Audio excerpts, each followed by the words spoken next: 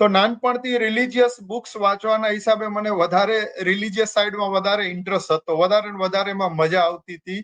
અને 13-14 વર્ષનો થયો ત્યાં સુધી મને ઘણી બધી સમજ આવી ગઈ. અને અમારા પેરેન્ટ્સ પણ એવા હતા કે એ અમને સપોર્ટ કરતા હતા. જ્યારે રિલિજિયસ ની વાત આવે તો મમ્મી ડેડી બી બહુ વધારે પડતું મારા ઉપર ધ્યાન આપતા હતા, કે હું એક જ ઘરમાં એવો હતો કે જે વધારે પડતો રિલિજિયસ સાઈડ ડૂબેલો હતો. પણ 13-14 વર્ષની ઉંમરે પહોંચ્યો ત્યાં સુધીમાં મને ઘણું બધું સમજમાં આવ્યું. પણ બે પ્રેરણાજી મળી ને એ સાહેબ મારા જીવનનો હિસ્સો થઈ ગયો. અને હું બધા સ્ટુડન્ટ્સ જે લોકો અત્યારે લાઈવ જોઈ રહ્યા છે અને પછી જોશે એ લોકોને પણ રિક્વેસ્ટ કરીશ કે જીવનનો આજે તમારું જે જીવન છે, બચપન છે, 15-17 વર્ષની જે ઉંમર છે ને, એ તમારા જીવનનો ફાઉન્ડેશન છે.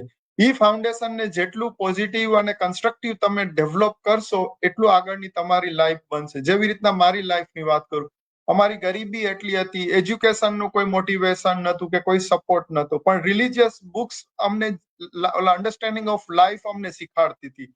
તો એ 14 વર્ષની ઉંમર સુધીમાં મને સમજ આવી. એમી બે પ્રેરણા જે મેં તમને કીધું મારા જીવનનો હિસ્સો થાય. એ પહેલી પ્રેરણા હતી કે બ્રહ્મ મુહૂર્તના સમયે ઉઠવાનું.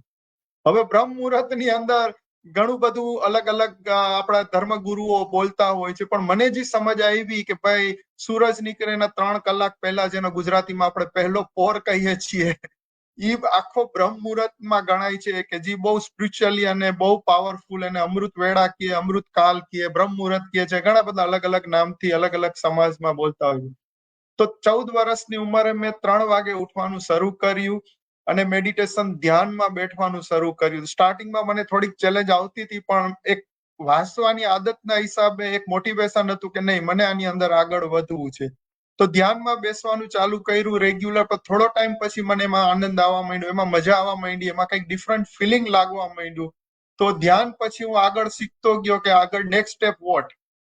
તો નેક્સ્ટ સ્ટેપની અંદર હું શીખો કે વિઝ્યુલાઇઝ કેવી રીતના કરવું, કલ્પના શક્તિને આપણે કેવી રીતના વિઝ્યુલાઇઝેશનનો પાવર. ઘણા બધા આપણા સ્પિરિચ્યુઅલ ગુરુ આના ઉપર આપણને શીખાડતા હોય છે, મોટિવેશનલ સ્પીકર ઘણું બધું આના ઉપર બોલતા હોય છે, ઘણા બધા વિડીયોઝ યુટ્યુબમાં મોજૂદ છે. તો એ વિઝ્યુલાઇઝેશનના પાવરને હું ડેવલપ કરવા માંડ્યો. પછી હું શીખો કે સબકોન્શિયસ માઇન્ડના પાવરને કેવી રીતના આપણે ડેવલપ કરીએ જેથી કોન્શિયસ માઇન્ડને કંટ્રોલ કરી શકીએ. કેમ કે આજે કોન્શિયસ માઇન્ડ આપણું મોટું દુશ્મન છે, કે આપણને બહુ નેગેટિવિટી અને નકારાત્મક તરફ લઈ જાય છે. આપણે કહે ને કે દિવસના 50-60 હજાર થોટ્સ આવે છે, એમાંથી 70% થોટ્સ હોય છે ને એ નેગેટિવ આવે છે.